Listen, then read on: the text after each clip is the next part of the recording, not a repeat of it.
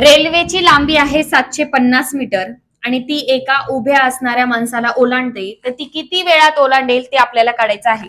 समजा ही रेल्वे, हिची लांबी दिलेली आहे 750 मीटर आणि हा जो माणूस आहे ह्या माणसाला ती ओलांडतीये, तर ती किती वेळात ओलांडेल. आता एक गोष्ट लक्षात घ्या, जेवढी तिची लांबी आहे तेवढीच ती त्या पुढे जातीये, त्या माणसाला ओलांडतीये. कारण की त्या माणसाला लांबी नाहीये, त्या माणसाला ओलांडणं, रेल्वेने त्या माणसाला ओलांडणं म्हणजे काय, ती स्वतःची जेवढी लांबी आहे तेवढीच ती ओलांडत आहे. का? कारण की त्या माणसाला लांबी नाहीये. म्हणून आपल्याला इथे काय काढायचंय की 750 मीटर जे अंतर आहे म्हणजे स्वतःची लांबी, ती किती वेळात ओलांडत आहे ते आपण सेकंड मध्ये इथे काढू. आणि तिचा वेग किती दिलेला आहे, 54 किलोमीटर.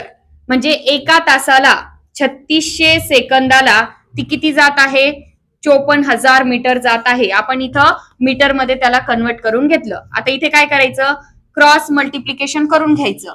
इथं कसं येईल, 750 गुणिले 3600 भागिले मध्ये हे 54,000 येईल.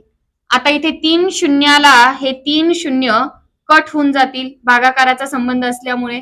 आता इथे 18 दुने 36, 18 त्रिक 54, 3 ने याला भाग देऊ, 3 दुने 6, 1 उरला, 3 पाचे 15. आता 25 आणि 2 राहिले, सरळ यांचा गुणाकार केला तर काय येईल, 25 दुने 50. म्हणजे किती टाइम लागेल तिला, 50 सेकंद तिथे लागतील.